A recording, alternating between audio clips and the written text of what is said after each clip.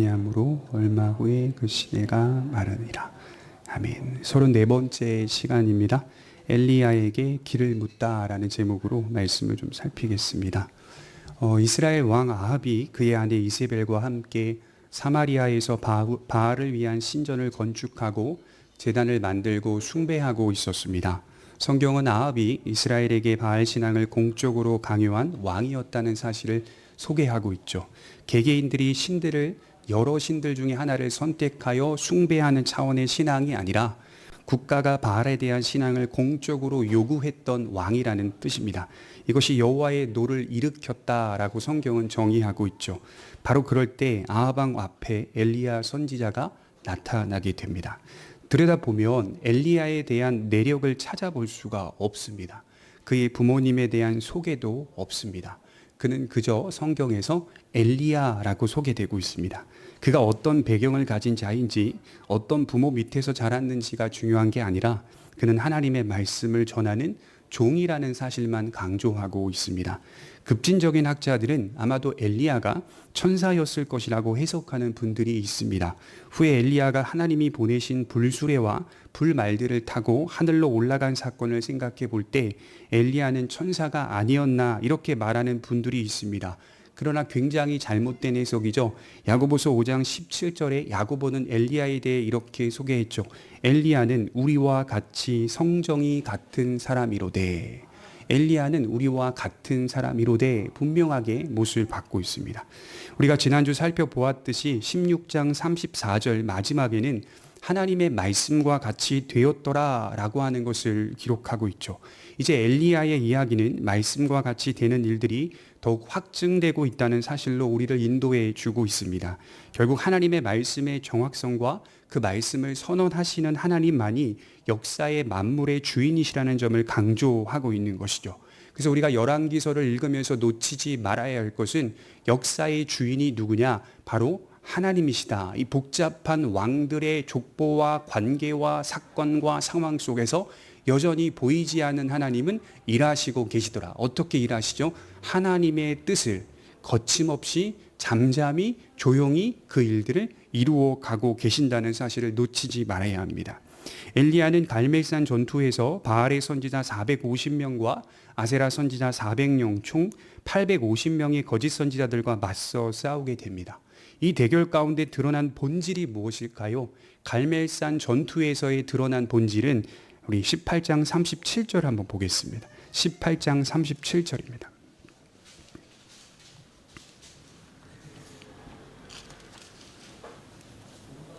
같이 한번 읽겠습니다. 시작. 여호와여 내게 응답하옵소서. 내게 응답하옵소서. 이 백성에게 주 여호와는 하나님이신 것과 주는 그들의 마음을 되돌이키심을 알게 하옵소서 하매. 이 본문을 추후에 우리가 좀 더 자세히 살펴보겠습니다만 중요한 대목이 두 가지로 나오죠. 주 여호와만이 하나님이시라는 것을 알리시옵소서. 여러 신들, 바알이나 아세라나 몰록 이런 신들이 아니라 주 여호와만이 하나님이심을 알리시옵소서라고 하는 본질적 내용과 주는 죄인된 인간의 마음을 되돌이키시는 분이다라고 하는 사실이죠. 세상의 어떤 신도 죄인의 마음을 되돌이킬 수 없다는 겁니다. 인간의 마음을 되돌이킬 수 있는 분은 하나님이시라는 것, 그것을 강조하면서 인간은 스스로 자기의 주권과 능력과 노력을 통하여 마음을 되돌이킬 수 없다는 사실을 강조하고 있죠. 그것은 하나님의 역사로 말미암아 이루어지는 것이다. 이 대결 가운데 드러난 본질은 여호와는 하나님이시다라고 하는 사실이죠. 엘리야는 이 일을 위해서 사용되었던 종입니다. 여러분 바알의 뜻이 뭔지 아십니까? 바알이라고 하는 뜻이 주님이라는 뜻이에요. 주라고 하는 뜻입니다. 그러면 엘리야라고 하는 사람의 이름의 뜻은 무엇입니까? 여호와는 하나님이시다. 엘리야, 야가 여호와라고 하는 의미거든요. 엘이 하나님이다. 여호와는 하나님이다. 이름 전체가 하나님만이 하나님이다 라고 하는 것을 강조하고 있어요. 유다와 이스라엘만의 하나님이 아니라 사실은 엘리야가 강조하고 싶었던 건 아람과 여러 나라들 가운데서도 여호와만이 하나님이시다라고 하는 것을 강조하는 겁니다. 하나님과 바알을 대립시키는 구조예요. 아합은 바알을 하나님으로 섬겼던 왕입니다. 하나님은 보이지 않지만 살아 역사하시는 분임에도 아합은 보이는 우상을 계속적으로 숭배했습니다. 돌을 모았고 돌을 깎았고 돌을 조각했습니다. 나무를 깎았고 나무를 모았고 조각했습니다. 그리고 제단을 만들어 숭배합니다. 그래서 기억하셔야 돼요. 하나님은 여러 신앙의 대상 중 하나가 아니라 유일하신 분임을 강조하고 있는 내용입니다. 바알신에 대한 믿음 중 하나가 뭘까요? 비를 내려서 곡식을 생산케 한다는 특징을 줍니다. 그래서 바알을 숭배한다는 건 풍요와 관련되어 있습니다. 비와 관련되어 있습니다. 그래서 바알은 비와 풍요와 관련된 신이라고 이야기하죠. 그렇기 때문에 엘리야가 급진적으로 등장하고 순식간에 갑작스럽게 등장하여 아합에게 처음 전한 저주의 말씀이 비였어요. 비. 하나님의 이름으로 맹세하노니 1절에 그렇게 말하죠. 내 말이 없으면 수년 동안 비도 이슬도 있지 아니하리라. 바알이 비를 내려주셔서 풍요가 오는 것으로 확고히 믿었던 아합은 갑작스러운 선지자의 등장으로 하여금 비와 풍요는 바알이 아니라 여호와께서 주시는 것임을 듣게 됩니다. 또한 여호와를 거슬린 형벌로 인해서 기근이 찾아올 것이라는 저주의 말씀도 듣게 되죠. 여러분 그렇습니다. 그 다음부터 나오는 이야기들을 자세히 살펴보셨어요? 그 다음부터 나오는 이야기들은 다 풍요와 관련된 이야기입니다. 하나님으로부터 풍요가 온다는 사실을 확증해 주고 있는 이야기죠. 기근 중에 까마귀를 통해 먹이시는 하나님, 사르밧 과부의 마지막 가루 한 움큼과 적은 기름이 하나님이 주시는 풍요로 하여금 계속해서 풍성해지고 채워지고 있다는 이야기, 나아가 사르밧 과부의 아들의 죽음 앞에서 생명까지도 하나님의 손안에 주어져 있다는 사실, 생명의 풍성함조차도 하나님으로부터 온다는 사실을 지속적으로 강조하고 있죠. 바알을 묵사발 내리고 계세요. 바알을 믿는 그 신앙의 그 내용과 그 붙잡고 있는 의지의 그 모습들을 다 묵살해 버리고 계세요. 삶과 죽음은 여호와의 손에 달려 있다는 사실을 분명하게 드러내 주므로 이스라엘과 남유다가 어떻게 서야 할지를 말해 주고 있습니다. 어떻게 보면 아합에게는 기회였다. 회개할 기회였죠. 이것은 비단 이스라엘만의 문제가 아니라 우리에게도 적실성 있게 적용할 수 있는 대목입니다. 여러분 우리의 삶은 엄밀한 의미에서는 굉장히 단순합니다. 삶과 죽음의 문제가 인간의 노력 여하에 따라 달려있는 것처럼 보여요. 의학이 발달하죠. 과학이 발달하죠. 자본주의가 인간의 삶을 윤택하게 만들어줍니다. 돈이면 다 되는 것처럼 보이기도 해요. 실제로 돈이면 다 되는 것처럼 삽니다. 그리고 그렇게 보이고 그렇게 경험합니다. 그렇게 느껴집니다. 그러나 가만히 들여다보십시오. 인간의 삶이 과연 이러한 것들로 규정할 수 있을까요? 또한 인생사가 이러한 것들이 우리를 영속적으로 책임져 줄 수 있다고 생각하십니까? 무엇이 우리의 생명과 우리의 인생을 보장해 줄 수 있단 말입니까? 철로 역정의 이야기는 그렇게 시작해요. 무엇이 내 인생의 생명과 삶을 보장해 줄 수 있단 말인가? 고민하고 고뇌하고 갈등하면서 멸망의 성을 떠나는 크리스천 이야기로 시작이 돼요. 우리는 그렇게 숫자로 규정할 수 없는 존재입니다. 어떤 분이 예수님 안 믿는 분이에요. 경제에 관한 책을 썼는데 그 책을 잠깐 보니까 인간은 숫자로 규정할 수 없는 존재다. 만일 인간을 숫자로 규정하게 되면 수에 매이게 하면 인간은 인간다워지지 않는다. 이렇게 말을 하고 있더라고요. 안 믿는 분이 쓴 책이에요. 사르밧 과부가 말하고 있듯이 17장 24절에 보면 이렇게 기록하고 있죠. 우리 17장 24절을 한번 보겠습니다. 같이 읽겠습니다. 시작. 여인이 엘리야에게 이르되 내가 이제야 당신은 하나님의 사람이시요 당신의 입에 있는 여호와의 말씀이 진실한 줄 아노라 하니라. 내가 이제야 당신은 하나님의 사람이고 당신의 입에 있는 여호와의 말씀은 진실한 줄 아노라. 우리는 이제야 그제야 살아가면서 배우게 되는 것이죠. 하나님만이 내 인생을 책임져 주시는 분임을 이제야 배우게 되는 거예요. 우리 신앙생활의 경험은 그제야 이제야 배우게 되는 거예요. 그렇게 하나님이 우리를 인도해 주시면서 우리도 모르게 미혹당하여서 하나님이 아니라 세상이고 하나님이 아니라 다른 것이고 계속 속아 넘어가면서 삶을 살면서도 그러면서도 하나님께서 놓지 않는 모습은 하나님의 동행하심과 하나님의 돌보심을 경험케 하셔요. 그래서 우리의 고백을 받아내시잖아요. 이걸 설복이라고 하는데 항복시키신다 이런 뜻이에요. 또는 설득시키신다 이런 뜻이에요. 이제야 당신이 하나님의 선지자요. 당신의 입에 붙어있는 하나님의 말씀이 진실한 줄 아노라. 그렇게 고백하게 만드시는 거죠. 여호와 하나님과 바알이 계속해서 대립을 이루고 있는 엘리야 이야기는 하나님과 바알 둘 중에 어느 것을 택하며 살 것인가를 우리에게 촉구하고 있습니다. 이 일에 엘리야와 엘리사가 사용되고 있다는 점을 기억하셔야 돼요. 먼저 엘리야의 갑작스러운 등장과 담대함을 보게 됩니다. 그는 아맹우서와 같이 순식간에 갑작스럽게 등장해서 아합의 죄를 강력하게 질타하고 있어요. 아합은 시대적인 폭군이었습니다. 그런 폭군 옆에는 이세벨이라고 하는 사악한 음녀가 있었죠. 그들 앞에 등장하여 하나님의 말씀을 담대히 외치는 엘리야의 모습은 사막의 오아시스를 만나는 그런 시원한 마음을 우리에게 허락해 줍니다. 여러분, 본질적으로 정의가 무엇일까요? 그런 생각을 해봐요. 참된 정의란 죄인을 하나님 앞에 세우는 것이라고 믿습니다. 이 세상에서 말하는 진정한 정의란 사실은요, 세상에서 말하는 정의란 다 부분적인 거예요. 본질적인 정의란 있을 수 없습니다. 아주 오래전에 읽었던, 제가 대학교 때인가요? 그때 읽었던 마이크 샌델의 정의란 무엇인가 라고 하는 책도 역시 그 훌륭한 교수가 말하는 책인데도 불구하고 정확한 해답을 주지 못하고 끝나고 있습니다. 여러 관계와 일어나는 일들 앞에 정의란 부분적인 것이고 정의란 언제든지 바뀔 수 있는 것입니다. 사회적 합의가 정의가 돼버린다면 사회적 합의라는 것이 객관적인 것인지를 묻지 않을 수 없다는 말이에요. 시대와 문화와 상황에 따라 사회적 합의가 바뀐다면 그것이 과연 공정한 것인지 정의로운 것인지를 묻지 않을 수 없다는 말이에요. 그러므로 참된 정의란 무엇인가? 죄인을 하나님 앞에 세우는 것입니다. 엘리야가 지금 뭐 하고 있죠? 아합의 여러 악행들을 지적하지 않아요. 죄인을 하나님 앞에 세우고 있어요. 여호와께서 살아계심을 두고 맹세하노니 내 말이 없으면 비도 이슬 한 방울도 내리지 아니할 것이다. 죄인을 하나님 앞에서 대면하게 하는, 하나님의 말씀을 통하여 죄인을 하나님 앞에 세우는 것, 이것이 본질적인 정의라고 말할 수 있습니다. 너를 보라, 너는 이미 파산한 존재다. 여러분, 이 가르침은 기독교밖에 없더라고요.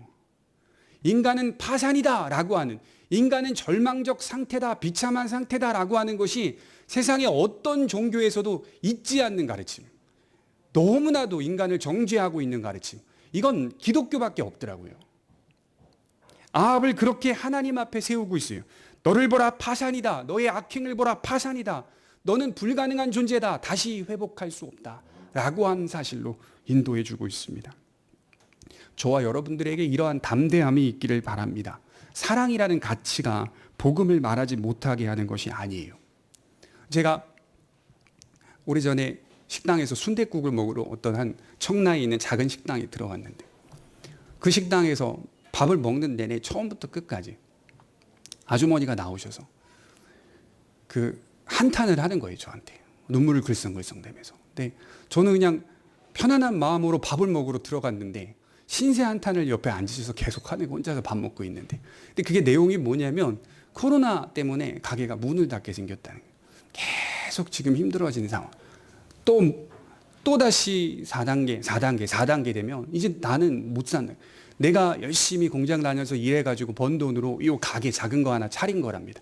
근데 갑자기 터지는 바람에 이제 어떻게 할지 겨우 월세 내고 있는 실정에 막 눈물을 글썽거리면서 막 이야기를 하는 거예요. 근데 손님이 얼굴을 보니까 마음이 편하다고 그러면서 이야기하고 싶어서 얘기하는데 밥을 먹는데 저는 7,000원짜리 제일 싼데 거기서 골라서 7,000원짜리 들어가가지고 그걸 먹고 있는데 말씀을 너무 마음이 제가 힘든 거예요. 근데 제 지갑에 2만 원 정도가 현금으로 27,000원이 있었어요. 2만 원 정도 여분이 있었어요.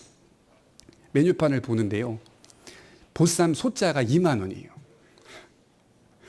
마음이 너무 힘든 거예요. 계속 끝날 때까지 말씀하셨어요. 그래서 제가 이제 7,000원을 계산하면서 그리고 2만 원을 또 꺼내서 드리면서 제가 보쌈 소자를 먹었다고 생각하겠습니다. 그리고 2만 원을 드렸어요. 그리고 나서 거기서 제가 그 교회 전도지를 꺼내서 예수님을 믿으시라고, 예수님 믿으셔서 그 힘듦과 어려움을 주님께 고백하고 토로하라고 저한테 얘기해봤자 크게 큰 의미가 없다고. 제가 물론 기도해 드리겠지만 주님을 믿으시라고 딱 얼굴이 막 불 켜지면서 엄청 싫어하시는. 그 당시가 그 기독교인들 때문에 막 코로나가 막 교회 때문에 퍼졌다 이 언론에서 계속 나오고 있는. 얼굴이 굉장히 굳어가지고 굉장히 싫어하는 표정이 금세 티가 나더라고요. 그러는 저는 예수님을 전하고 그리고 27,000원 주고 나왔어요. 물론 제 마음에는 저렇게 싫어하는데 줘야 되나 이런 마음, 다시 거둘까 이런 마음 생각이 들긴 했지만 그럼에도 불구하고 예수님 전하고 교회 다녀보시라고 이렇게 말씀드리고 나왔어요. 여러분, 우리는 하나님의 사랑을 전해야 되는데 그 사랑이 단지 착함으로 드러나지는 않습니다. 그 사랑을 전하면서도 그 사람에게 얼굴을 붉힐 내용을 전달해야 될 책임이 있는 존재죠. 예수 그리스도를 전한다는 것이 그들에겐 사실 큰 관심이 없고 그냥 나에게 착하게만 대해달라라고 하는 것이 큰 관심이죠. 사랑이라는 가치가 기독교에서는 어떻게 해석되냐면 그의 영혼을 구원하는 측면으로 해석이 됩니다. 그러니 그를 하나님 앞에 세우는 겁니다. 그의 삶이 지금 힘들어요. 위로해 주고 싶어요. 위로의 방식으로 들어가고 접근하되 그가 하나님 앞에서 파산된 존재, 비참한 존재라는 사실을 전하는 겁니다. 물론 불쾌하게 전하지는 않아요. 물론 그럴 수는 없어요. 그를 존중하는 차원에서 그리스도의 진리를 전해야죠. 오래 참음이라는 가치가 복음을 전하지 못하게 만드는 것도 아닙니다. 성도는 은혜와 진리를 가진 자라고 분명하게 말하고 있어요. 어떤 경우에서는 담대해야 합니다. 물러서지 않아야 돼요. 그런데 어떤 경우에서는 물러나야 돼요. 이 두 자세가 우리 인생 속에 담겨져 있다는 거예요. 그래서 오늘 엘리야의 담대함은 물러나지 않는 담대함이었다. 그렇게 등장하고 있어요. 베드로도 요한도 여러 사도들도 성령을 받아서 복음을 전할 때 물러나지 않는 특징을 보입니다. 그렇다고 그들이 무력적으로 맞선 것도 아니에요. 총과 칼을 들었던 것도 아니에요. 그럼에도 그들은 담대하게 복음을 전하였고 주께서 맡겨주신 진리를 가감없이 전하였습니다. 사도들이 전한 복음이 무엇입니까? 하나죠. 예수는 그리스도다. 그렇죠? 예수는 그리스도다. 여러분, 엘리야가 전한 복음은 무엇입니까? 여호와는 하나님이시다. 그의 이름으로 그의 삶으로 증명해내고 있는 유일한 진리는 여호와는 하나님이시다. 사도들도 예수는 그리스도다. 그것을 전했어요. 이제 이 시대 속에 유일한 진리를 전하는 게 의미가 있을까요? 묻는 사람들이 있어요. 의미가 없대. 대학교 때 저랑 조금 친했던 친구가 같은 그리스도인이에요. 그 친구가 이제 아주 오랜만에 며칠 전에 연락이 돼서 주고받았어요. 그렇게 얘기하는 거예요. 이제는 그 예수 그리스도라는 진리가 중요한 시대가 아니라 현실 교회의 신앙생활은 선행과 선행의 관계 속에서 천국을 누리는 신앙, 천국을 갈 수 있는 자는 선행을 통하여 갈 수 있는 것이다. 이렇게 얘기를 하더라고요. 교회 다니는 신자예요. 어떻게 그렇게 신앙의 내용이 바뀔 수 있었습니까? 어떻게 그렇게 복음이 선행으로 이해될 수 있습니까? 그건 교회 안에서 뿐만이 아니라 교회 밖에서도 선포되고 있는 외침 아닙니까? 선행과 선행으로 천국을 받으라. 이렇게 말하는 것을 보면서 제가 뭐라고 말했냐면 네가 무슨 말을 하는지 나는 잘 모르겠다. 어떤 개념인지 나는 잘 모르겠지만 오래전 선조들이 증거했던 예수는 그리스도시요 예수는 복음이다라고 하는 그 사실을 빼놓고 말하는 그 모든 것들은 다 허구고 헛된 것이라는 사실을 기억하라 라고 제가 이야기해주고 메시지를 마쳤어요. 교회는 이제 변해야 된다. 예수 그리스도가 아닌 어떻게 신자를 이 세상 속에서 좋은 사람으로 길러낼지 변해야 한다. 교회는 이제 변해야 한다. 가르침이 아닌 삶으로 드러내야 한다라고 말합니다. 그럴듯한 이야기지만 삶은 가르침에 근거하는 겁니다. 삶 자체가 혼자 떠밀려가는 게 아니라고요. 삶은 가르침에 근거하는 거예요. 가르침 없는 삶은 있을 수 없다는 것이 기독교의 골자입니다. 복음의 진리인가 삶인가 두 가지의 선택 속에서 골라야 한다면 우리는 단연 삶을 포기하고 복음을 택해야 합니다. 이것이 지금 엘리야와 사도들이 전한 기독교 신앙의 우선순위예요. 이 순위가 바뀌면 안 돼요. 제가 정말 존경하는 존 스타트라고 하는 영국의 신학자가 돌아가시기 전에 썼던 마지막 책이 있거든요. 그 마지막 책에 유언이 담긴 작은 그 세 가지의 대지가 있어요. 거기에 그분이 강조했던 것이 첫째로 우선순위, 삶을 살아보니 자기에게 제일 중요했던 것이 뭐냐라고 묻는다면 우선순위였다. 우선순위. 예수 그리스도라는 복음은 타협할 수 있는 진리가 아니라고 하는 우선순위. 그거를 지금 약화시키고 있는 이 시대를 보면 안타까워. 두 번째가 뭔지 아십니까? 순종이랍니다. 순종. 삶을 살아보니 하나님을 사랑하고 있다는 그 순종을 더하지 못한 것에 대한 후회감이 있다. 세 번째가 뭔지 아십니까? 겸손이랍니다. 언제 어디서든 굴욕을 당할 수 있는데 그리스도인들은 굴욕을 당하기 싫어한다는 거예요. 겸손이래요, 겸손. 이 세 가지만 있으면 우리는 성공한다. 이렇게 마무리하고 하나님의 품에 안겼어요. 열왕기 기자는 말합니다. 엄밀히 말해서 세상에는 두 가지 선택지밖에 없다는 거예요. 하나님과 바알. 하나님을 택하지 않는 모든 것들은 사실상 바알입니다. 그가 아무리 중용적인 사상과 철학을 가졌다 하더라도 하나님을 택하지 않았다면 그는 바알을 택하고 있는 겁니다. 그래서 그리스도인들은 선한 인격으로 성화돼 가야 하지만 그 성화는 복음이 자라게 하는 거예요. 주님의 나무가 우리를 자라게 하고 주님의 나무가 착한 사람으로 우리를 변화시켜가는 거예요. 내가 믿는 예수 그리스도가 참되시고 유일하신 분임을 붙잡는 데서부터 성화가 이루어지는 거예요. 그분 안에 사랑과 오래 참음과 절제와 희생과 온유가 있습니다. 이 모든 것들이 그분으로 인해 온전해집니다. 에베소서를 읽어보세요. 바울이 남편과 아내의 관계를 그리스도와 교회의 관계로 설명하고 있지 않습니까? 한 가정이 온전하게 세워지는 유일한 비결은 그 남편과 아내가 서로를 정말로 사랑해야 하는 것도 맞지만 그것으로는 충분하지 못하다는 거예요. 바울이 그렇게 말해요. 두 사람이 그리스도의 사랑을 확실히 바라봄에 따라 그 가정은 온전해진다라고 말씀을 하고 있더라고요. 여러분 요한복음 21장에 보면 예수님이 부활하셔서 베드로를 찾아오셔서 세 가지를 묻잖아요. 내가 나를 사랑하느냐? 내가 나를 사랑하느냐? 내가 나를 사랑하느냐? 거기에 헬라어 단어를 보면 거기에 에로스적인 질문이 나와요. 내가 나를 사랑하느냐?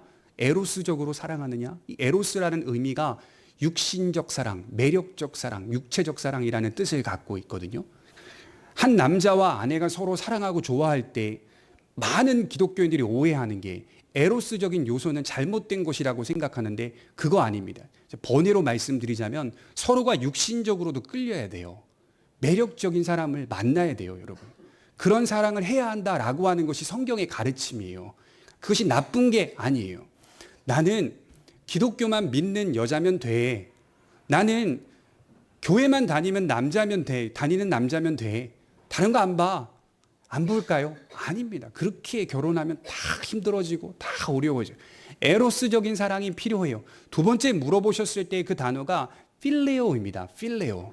내가 나를 사랑하느냐? 필레오라고 하는 단어의 뜻이 정서적, 정신적 사랑입니다. 정신적으로 서로 사랑하고 있는가? 같은 방향으로 정서적으로 소통하고 있는가? 세 번째 사랑이 우리가 흔히 아가페라고 표현하는데 거기에는 사실 그게 기록되어 있지 않아요. 하나님께 속한 사랑 이렇게 말을 합니다. 하나님께 속한 사랑. 에로스도 필요하고 필레오의 사랑도 필요합니다. 그러나 그 두 사랑을 온전케 할 수 있는 건 그리스도께 속한 사랑뿐이다. 이렇게 표현하는 거예요. 그리스도께 속한 사랑으로 가정을 세울 때 그 가정이 완전한 가정, 온전한 가정으로 하나님께서 바라보신다라고 말씀을 하는 것이죠. 그래서 그런 사랑, 세상이 말한 사랑으로는 충분하지 못하다는 것이죠. 우리는 모든 부분에 그리스도와 교회의 관계를 대입시킬 수 있는 존재로 서는 겁니다. 고백교회 성도님들이 그래도 다른 교회 성도님들보다 다 선하신 것 같아요. 만나보니까 선하신 줄 믿습니다. 그런데 그 착함으로 끝나지 마시고 예수 그리스도가 착함의 유일하신 분이다라고 하는 그 진리를 붙잡으시기 바랍니다. 복음에서 누리는 착함을 나타내야 한다는 것이죠. 이제 엘리야의 담대함의 모습을 보았다면 또 다른 모습을 보게 됩니다. 우리 2절을 한번 보겠습니다. 2절, 3절, 4절을 한번 같이 읽겠습니다. 시작. 여호와의 말씀이 엘리야에게 임하여 이르시되 너는 여기서 떠나 동쪽으로 가서 요단 앞 그리 시내가에 숨고 그 시냇물을 마시라. 내가 까마귀들에게 명령하여 거기서 너를 먹이게 하리라. 그러니까 우리는 자주 한쪽 면만을 보죠. 성경을 보면서. 예를 들자면 지금 제가 첫 번째 말씀드렸던 엘리야의 담대함의 모습을 봅니다. 근데 거기에다 우리는 우리 신앙생활이 다 국한돼 버려요. 그걸 전부라고 생각하죠. 그의 담대함이 곧 하나님의 능력을 경험하는 역사를 이룬다고 믿습니다. 이것이 우리 신앙을 대변해 주는 전부라고 생각하죠. 그런 능력으로 살면 무엇이든지 이길 수 있다, 승리한다, 잘 된다, 형통한다 라고 말합니다. 그런데 오늘 본문을 보시면 다소 어색하죠. 그의 담대함은 이내 도망과 숨음과 피신으로 전개됩니다. 그에게 하나님의 말씀이 임하죠. 너는 여기서 떠나 동쪽으로 가서 요단 앞 그릿 시내가에 숨어라. 이해가 가질 않잖아요. 숨는다니요. 폭군 앞에서 그렇게 담대하게 엘리야가 전했습니다. 그런데 하나님은 이내 임하셔서 숨으라, 떠나라, 피신하라 말씀하고 있습니다. 아합의 위협이 있었던 것이 분명해요. 엘리야는 숨어야 했습니다. 엘리야를 숨기시는 하나님의 모습을 보게 되고, 다른 말로 엘리야를 숨기시는 하나님은 엘리야를 보호하시는 하나님이셨습니다. 그를 인도하시는 하나님이셨고 그를 지키시는 하나님이셨습니다. 그런데 그 방식이 피신하는 것으로 나타나고 있다는 거예요. 아직 마르지 않은 시냇가를 예비하시고 까마귀를 보내셔서 아침과 저녁으로 떡과 고기를 제공하시는 하나님, 자연 만물을 움직이셔서 인간에게 가장 신의가 없는 조류인 까마귀를 통해 먹이시고 입히시죠. 여러분, 까마귀는요, 레위기를 보면 아주 부정한 동물입니다. 까마귀는 얼마나 더럽고 추악한 동물이냐면, 동물학자들이 까마귀는 새끼를 돌보지 않는다, 먹어버린대요. 배고프면 그냥. 그렇게 추악한 동물의 손을 통하여 엘리야를 먹이시는 하나님, 그런 하나님이 능력이 없으십니까? 아닙니다. 능력이 없어서 엘리야에게 굳이 숨으라고 말씀하시는 겁니까? 왜 굳이 하나님은 피신해야 한다라고 말씀하고 계실까요? 숨으라고 명령하시죠. 우리는 인생 속에 두 가지 모습을 마음에 담아야 합니다. 하나의 모습은 하나님의 백성들은 하나님의 도움으로 산다는 것이죠. 이건 부인할 수 없습니다. 하나님의 백성들은 다른 도움으로 살지 않습니다. 세월이 갈수록 우리가 경험하는 것 중에 하나가 하나님의 도움으로 여기까지 왔구나. 알게 모르게 우리는 하나님의 도움을 힘입어 살고 있습니다.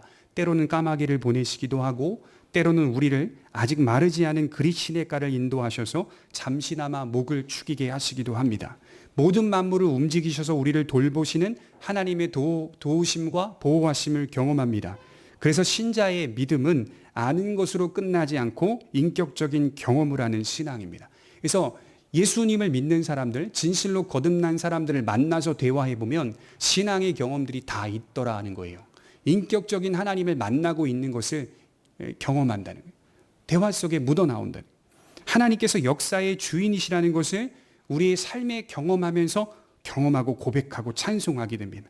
하나님께서 자연을 움직이신다는 것을 경험합니다. 하나님께서 통치하신다는 것을 나를 통해, 나와 소통하시고 교통하시는 그 하나님을 통해 고백하게 됩니다. 그리고 이런 나를 지키시고 보호하시는 그 은혜에 찬송하며 감사합니다. 하나님이라고 하는 초월이 우리 인생 속에서 인격적으로 경험되기 때문에 우리는 초월적 신앙으로 이 땅에 머물러 살아가죠. 세상에 있지만 세상에 있지 않고 하늘에 속한 자로, 하늘의 시민권자로 산다는 뜻입니다.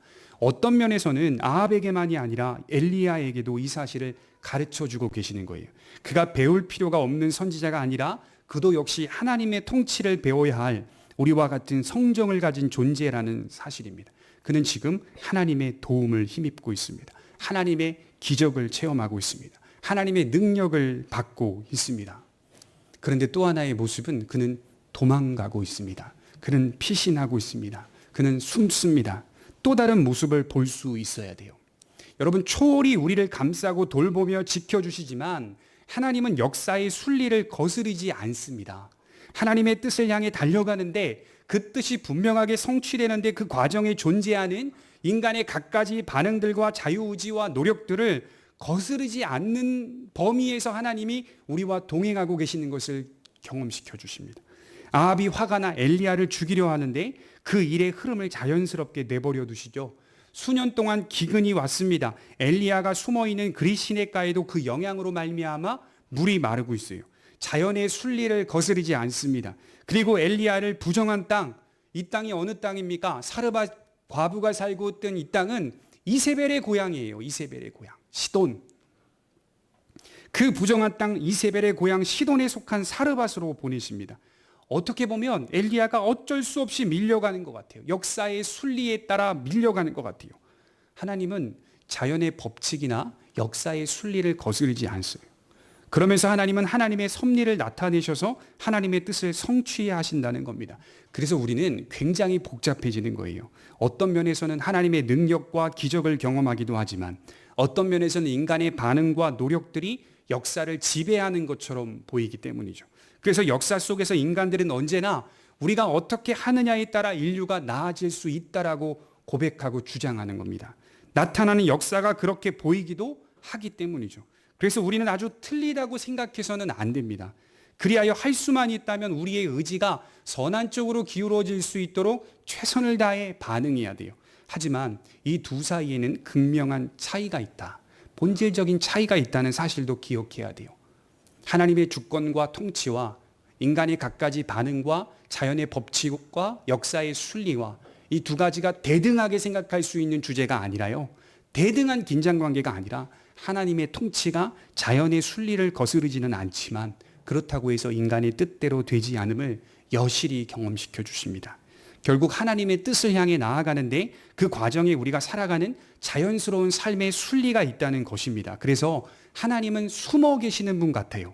어떤 때는 분명하게 드러내시는 것 같으면서 어떤 때는 숨어 있는 분 같습니다. 왜 그럴까요?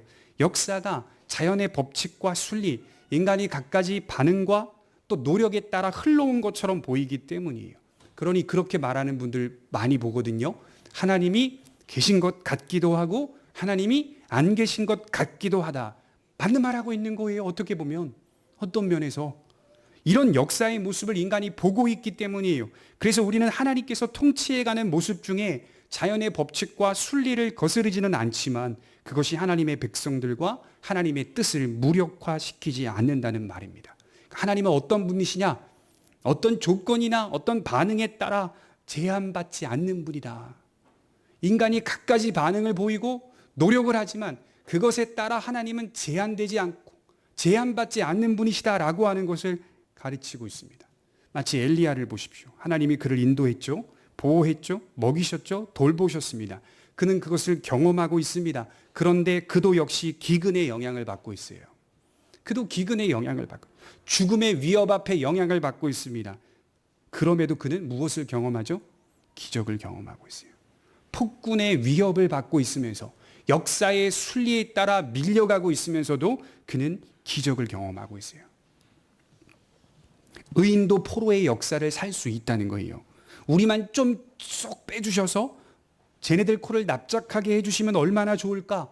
물론 그렇게 추후에 하실 겁니다. 그러나 그렇지 않아요. 우리의 역사는 대체로 하나님은 자연의 법칙을 거스르지 않으시면서 이 역사를 움직여 가십니다.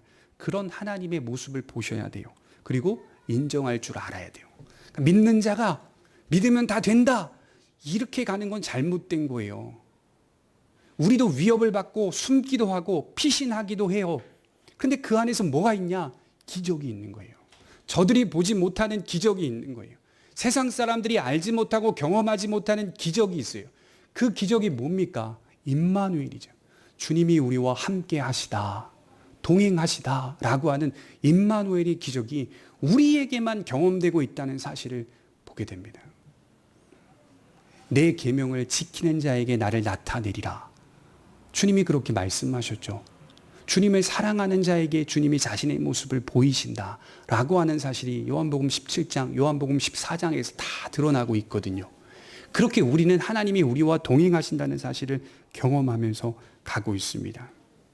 엘리야는 하나님의 보호하심이 자연의 법칙과 역사의 순리보다 크게 느껴진 사람입니다. 인생이 인간의 역사와 또 인류의 방향들이 인간의 노력에 따라 바뀌는 것 같이 보인다 하더라도 성도가 그것을 주장할 수 없는 이유가 무엇일까요? 때에 따라 까마귀를 보내셔서 먹이시고 입히시고 목을 축이게 하시고 때로는 밀어내셔서 사르밧 땅으로 인도하시는 그 하나님을 내가 경험하고 있기 때문에 인류의 역사가 아무리 인간이 열심히 노력하여 뭘 만들고 뭘 바꾸고 뭘 목적을 달성한다 하더라도 그것만으로 하나님의 뜻이 되지 않는다는 사실을 내가 알고 있기 때문에 내가 경험하고 있기 때문에 나는 세상을 믿지 못하는 겁니다. 지금 엘리야는 그것을 경험하고 있어요. 몸소 느끼고 있어요. 하나님의 초월성을 본 겁니다. 얼마나 실망스러울까요? 먹이시기는 하는데 아니 왜 나를 도망가게 하셔? 먹이시기가 입히시긴 하는데 왜 나를 숨게 하셔? 당당하게 앞에 나서서 믿음이면 된다라고 믿음이면 다 이긴다라고 나를 인도하시면 더 멋지지 않을까요? 근데 우리의 복음의 역사는 그렇게 흘러오지 않더라고요. 사도들이 걸었던 복음의 역사도 그렇게 흘러오지 않더라고요. 때로는 깃발을 높이 듭니다. 사도들이. 안진뱅이를 일으키잖아요. 구걸하고 있는 안진뱅이 앞에서 내게는 은과 금이 없으나 내게 있는 것으로 내게 주니 내가 나사렛 예수의 이름으로 일어나 걸으라. 오른손을 잡고 일으키니 발목에 힘을 받아서 벌떡 일어나잖아요. 깃발을 높이 드는 사건이 있어요. 계속 도망 다녀요. 그 다음부터는. 늘 밀려다니는 모습이에요. 그런데도 그 밀려다니는 과정 속에 있었던 사도들의 자세와 태도를 보십시오. 우리는 승리자다라고 하는 사실을 고백하잖아요. 늘 숨어 다니는 그들의 모습이 위축돼 있습니까? 아니요. 감옥에서도 찬송을 부르더군요. 그 안에서도 고난 가운데서도 그리스도를 만나고 있더라는 거예요. 제가 살아가면서 만나는 어른들 중에서 간혹 이렇게 만나는 분들이 있어요. 사업이 굉장히 잘 되다가요. 아주 형통하다가 갑자기 어려워진 분. 근데 그분들을 만나서 대화를 해보니까 그분이 이런 말을 하는 거예요. 고난을 만났는데 하나님의 보호하심을 느꼈다. 이게 뭔 말입니까? 사업이 잘 되는 게 보호죠. 아니에요? 확장되고 확증되고 더 풍성해지는 게, 풍요로워지는 게 보호하심 아닙니까? 그분이 그렇게 말해요. 고난을 만나서 어려움을 겪었는데 하나님의 보호하심을 느꼈다. 하나님의 인도하심을 느꼈다. 그렇게 하나님이 나를 멈춰 세우지 않았다면 나는 여전히 그와 같은 신앙의 모습으로, 그와 같은 신앙의 내용을 붙잡고 하나님이 아닌 바알을 붙잡고 살아가고 있을 수도 있었겠다. 비참한 자신의 모습을 그렇게 말하면서 하나님이 나를 지키셨다는 것을 고백하는데 이게 사실은 굉장히 역설적입니다. 고난은 보호가 아니거든요. 세상으로 말하면. 그분은 그렇게 하나님을 경험하고 있더라는 거예요. 엘리야의 경험과 같은 것입니다. 그렇게 느끼고 있는 거예요. 우리 7절에 보시면 이렇게 고백합니다.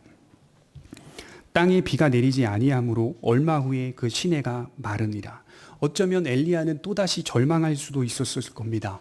그런데 하나님은 우리를 그렇게 인도하시죠. 그때쯤 또 다른 모습으로 초월성을 발휘하셔서 우리의 삶에 보이십니다. 그래서 믿음의 사람들을 훈련하신다는 거죠. 참된 원천은 하나님이시라는 것을 알게 하시면서 동시에 잠시 사는 이 세상 속에 겪는 고통과 아픔들을 성도도 건너뛸 수 없다는 사실을 말하고 있는 것입니다. 여러분, 신앙은 요행이 아닙니다. 좋은 일이 일어납니다. 외쳐서 될 문제가 아닙니다. 신앙은 한 걸음 걷던 사람이 두 걸음으로 만드는 것도 아닙니다. 걷는 자가 달리게 되는 것도 아닙니다. 세상 사람들과 똑같은 자연의 순리 속에 걸어갑니다. 하도 답답해서 아이를 데리고 송도에 있는 키즈 카페를 갔어요. 가서 엄청 큰 이제 아이들 노는 그 놀이터죠. 가서 풀어놓고 놉니다. 이제 혼자 놀 수가 없으니까 아빠랑 같이 놀아달라고 막 이렇게 하죠. 쫄라대죠. 같이 놀아요. 애들이 노는 것만큼 제가 이제는 놀 수 있는 나이가 아니다. 죄송합니다만 제가 40인데도 불구하고 놀 수 있는 나이가 아니다. 이걸 느껴요. 아이들이 뛰는 점프만큼 내가 점프를 뛰지 못한다는 사실에 절망감이 오더라고요. 내 머릿속과 내 정신세계에는 어떤 식으로든 다 움직일 수 있다라고 생각이 되거든요. 빠르게. 순발력 있게 다 할 수 있다고 생각이 되는데 몸이 안 따라주는 제 자신을 보게 돼요.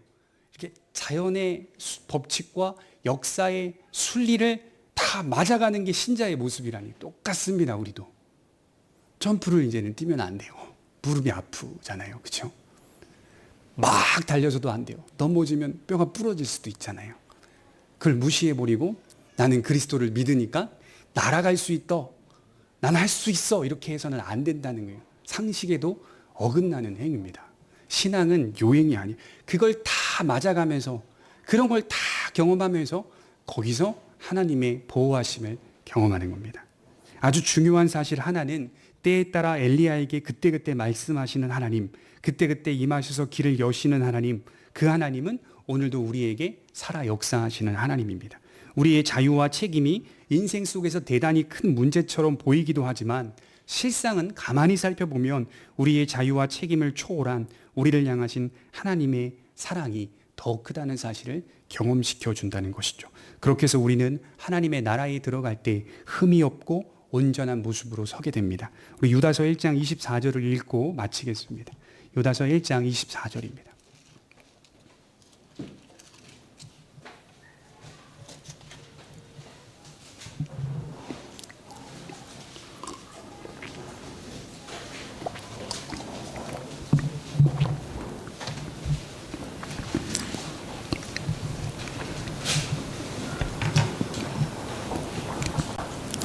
유다서 1장 24절 같이 한번 읽겠습니다.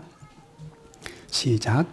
능히 너희를 보호하사 거침이 없게 하시고 너희로 그 영광 앞에 흠이 없이 기쁨으로 서게 하시니. 우리가 주 앞에 서는데 흠이 없이 기쁨으로 서게 될 것이다. 그렇게 유다는 말하고 있어요. 그런데 이해가 안 되죠. 어떻게 우리가 주님 앞에 설 때 흠 없이 설 수 있냐 이 말이에요. 우린 다 흠이 너무 많거든요. 천국 갈 때까지도 흠이 너무 많은데도 불구하고 흠 없이 기쁨으로 서게 하신다. 주가 누구입니까? 우리가 그렇게 된다는 말이 아니라 그렇게 서게 하실 이가 있다는 말입니다. 이 역사의 순리 속에서 그런 믿음을 가지고 그렇게 하나님을 만나며 그렇게 하나님을 교통하며 초월이 내게 다가와 속삭이고 또 돌보고 인도하시는 그 하나님을 실제로 경험하며 믿고 의지하며 살아가는 우리의 믿음이 하나님이 보실 때는 흠없는 믿음으로 보신다는 겁니다. 흠 많고 실수 많고 더러운 것들 많은 우리의 삶에도 불구하고 그런 하나님을 믿고 의지하며 달려온 우리의 신앙이 정말 귀하지 않습니까? 한 번만 삐뚤어지게 생각해 보세요. 저도 딱 한 번만 삐뚤어지게 생각해 보니까 세상이 보이더라고요. 세상에 맞는 것 같더라고요. 세상에 할 수 있는 것 같더라고요. 인간이 노력해서 다 만들어낼 수 있다고 생각이 들더라고요. 그런 모습 같은데요. 그 삐뚤어진 시선을 성경에 다시 한번 곰곰이 곱씹어서 생각해 보니까 그건 인류 역사의 부분적인 인간의 노력일 뿐이더라고요.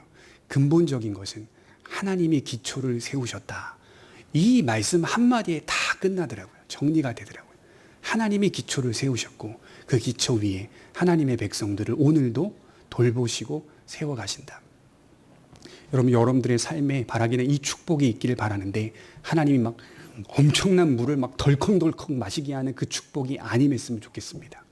엘리야처럼 마르고 있는 샘에 목을 축일 정도로 그렇게 또다시 우리를 사르밧으로 밀어내고 그렇게 또다시 다른 동네로 또 밀어내셔서 거기서 또 하나님을 조금씩 만나며 그렇게 하나님을 경험하며 살아가면서 초월이 내게 오늘도 역사하고 다가왔구나 라고 하는 사실에 이 세상과 나를 비교하면서 아, 나는 참 작은 일에도 감사할 수 있는 존재구나 라고 하는 사실을 발견하고 고백하는 성도들 되셨으면 좋겠습니다.